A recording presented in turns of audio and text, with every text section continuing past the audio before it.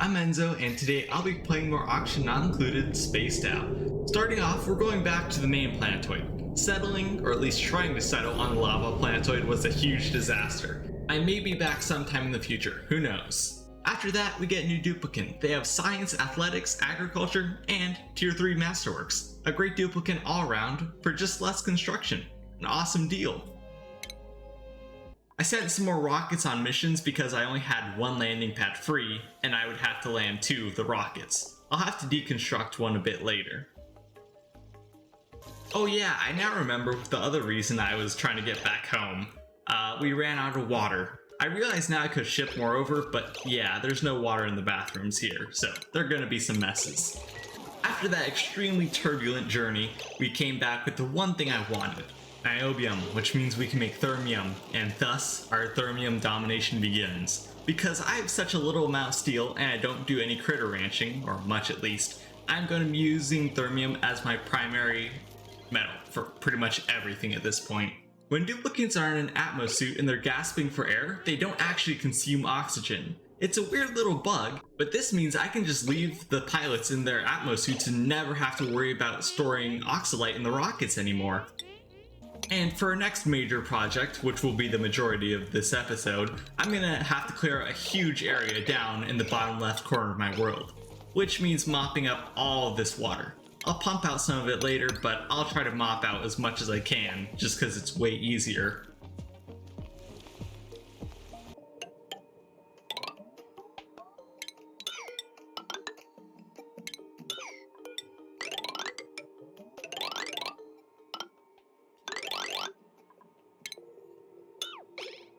I forgot that they kind of changed what critters drop what meat, so seafood is now a thing.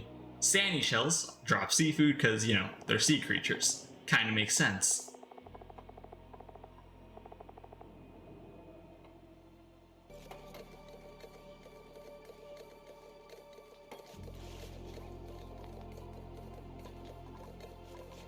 After I vacuumed out the area, I'll start digging up the abyss light. I'll also pick up all of the junk that just falls onto the ground so that it doesn't get way too hot later on.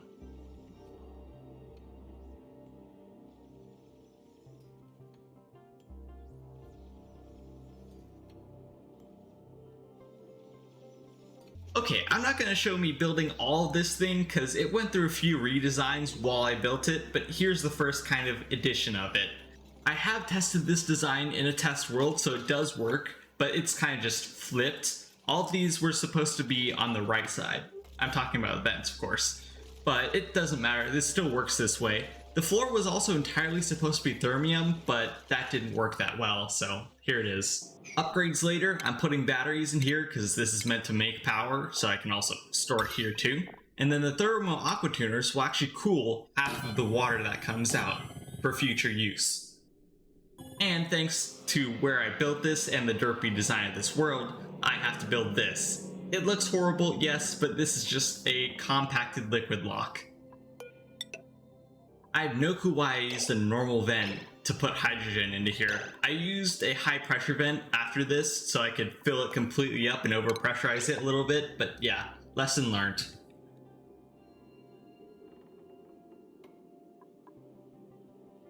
And the reason I've cut so much of this footage out is because it took me many hours to do this. To put liquid bridges all throughout it. Not to mention when I messed up or when I put them one over. Yeah. I'm doing this because it's a little bit cheaper and theoretically it doesn't exchange as much heat. But honestly, it was not worth it. After we got infinite rad bolts, this place is pretty much useless. It's pretty expensive to keep Weezwards fed, and I'll use them potentially later, so yeah, just wanted to clear this place out. I also have to deal with a little nuclear waste that it produced. I think we know what we'll do with that. From now on, I'm not going to try and store this, I just dump all the nuclear waste straight out into space. I do not want it at all. It's more buggy than it's worth to have around. Oh, and the piping nightmare did not stop there. I decided to keep running them up so I can get even more water into the thing. Because the steam room is so insanely overpressurized, I decided to start taking some of the water out of it because the geyser and the vent can't actually, spew out any more water or steam. and I kind of want to keep harvesting those. So yeah, here's just a quick little overview of just how much pipe this is. It is an insane amount of piping. I'm about to go crazy when I built this. But thankfully, when you hover over a section of pipe, it highlights the whole thing so you know which one goes where. That helped a lot building this whole thing. And for the entire system, I'm going to use the small compacted infinite liquid storage. This is just because it's going to produce so much liquid, I'm not going to know where to store it at all. The left one is going to be the 203-degree direct output from the steam turbines. The right is going to be cooled to around 75 degrees.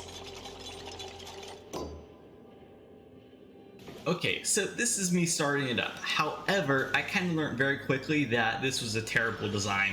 I didn't really test it with high temperature liquid, so I didn't know how it would react, but this is just the first bit of water steaming up.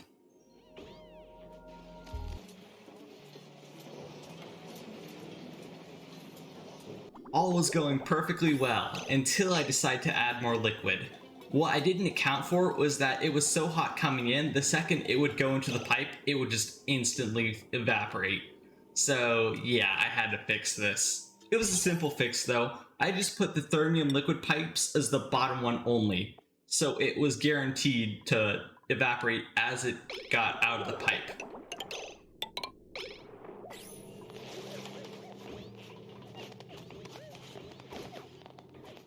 And that was a pretty good fix. I mean, I didn't want to use insulated pipes, and granite has an insanely high thermal conductivity, well, for rocks. So that's just what I went with, and it works very well. I haven't had many issues with it since. I forgot to add a temperature switch. Here it is. This pretty much allows it to heat it up when it needs to be heated and make sure it doesn't waste extra heat when it doesn't need it. After that though, the system's working very well.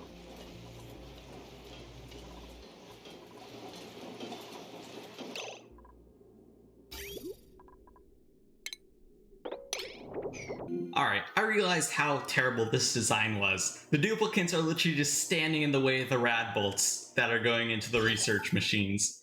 From now on, I'll automatically fill them all up with rad bolts and then let the duplicants do research.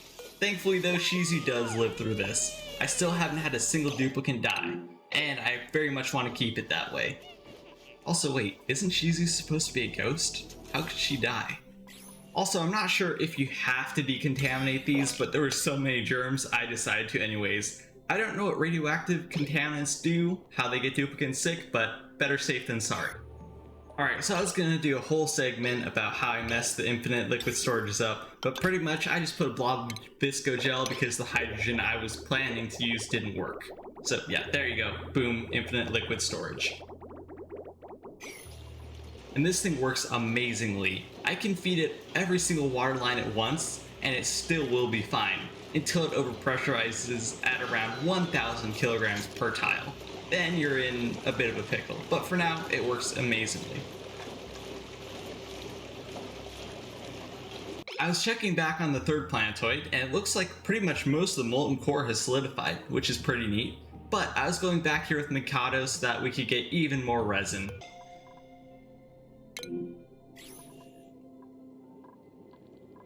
Oh, yeah, I forgot to build the atmosuit checkpoint again. Whoops.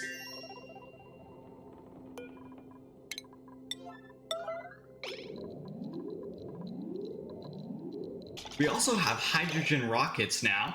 Finally, we can use our liquid hydrogen and oxygen that we've had forever. And at this point, I finally have researched enough to finally be able to build a great monument. I mean, it's not worth the resources, but, I mean, colony imperative and achievement, so why not? I mean, I already have the achievement, but I wanted to do this anyways. It's pretty cool. You also have to build it one by one, and it needs a floor, which is a little annoying. And I don't know if just like all the other duplicants are busy or what, but it seems like the lowest construction duplicants always build these things, and it takes absolutely forever. It is insanely painful to watch them slowly build this. But anyways, I went with the cool little rad bolt engine bottom one. It actually does look really cool, and it almost looks like a real rad bolt engine. Okay, maybe not all duplicants have the worst construction in the game, but still, Notica with 11, seriously, we could do better.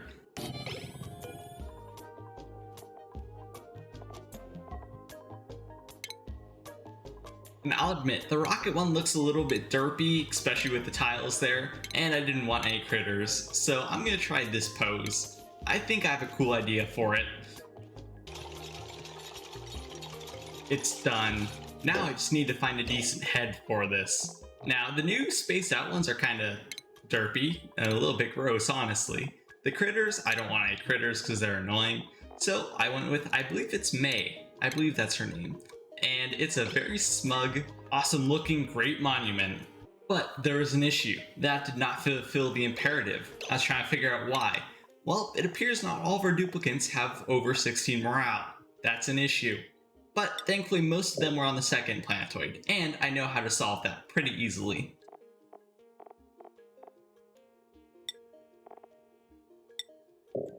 So the solution? One of the most overpowered morale boosting buildings in the game. Phones! And duplicates get a huge morale bonus when they communicate with other duplicates across space, which is going to happen a lot. And we've made it. Yeah, I've gotten this before, but it's still really epic to get it at any time. I also love how you can see the failed regolith planetoid. That's hilarious.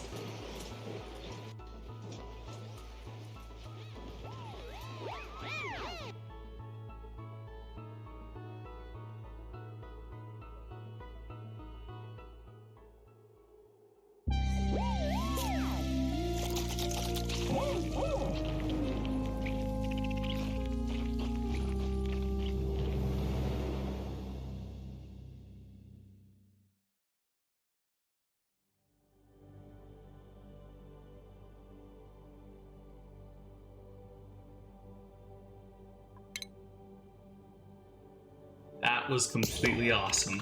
Now, of course, I want to get the other two imperatives as well, because this is spaced out. I hadn't done them before, but that's going to be a while. Still awesome that we've gotten even one of them. Just one tiny bit of research left before I complete all of them. This is very exciting.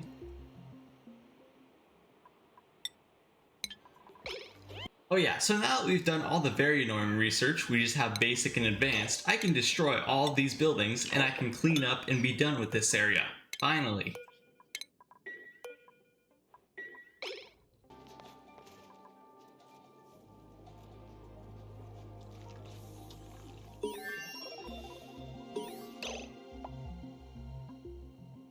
And it's finally done. We've gotten it. I don't know why it takes so long to load up the colony achievement, but you know, we got it. Every single research item in Spaced Out. I got this before Spaced Out, so I'm glad to have gotten it in Spaced Out with all the new stuff to research. This also means I can finally destroy the rest of the research buildings as well. Alright, so after all that excitement, it's time to get back to slightly boring stuff. I'm going to be working on the left side of the map now, and I'm going to be building a completely new rocket area. I'm going to start out, of course, with all of the unloaders, because I'm going to build a lot of cargo and mining rockets over here.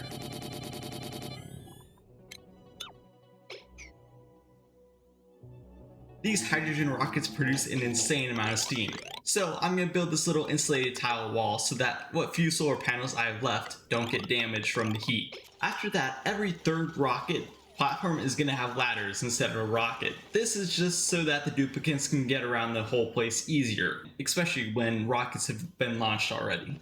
I also converted these to obsidian instead of igneous rock later on, because igneous rock does melt very easy with extremely hot hydrogen rockets. And to save myself from later on confusion, I'm naming all of them their appropriate land numbers. The ones that have the ladders will be changed to unused later on, but I didn't think of that for a while, so yeah, this is just the clip I have.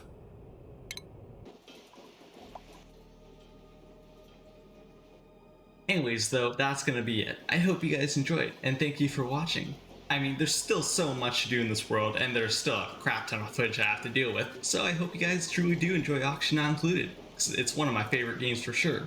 This is gonna be Enzo from LookIntoGaming, signing out.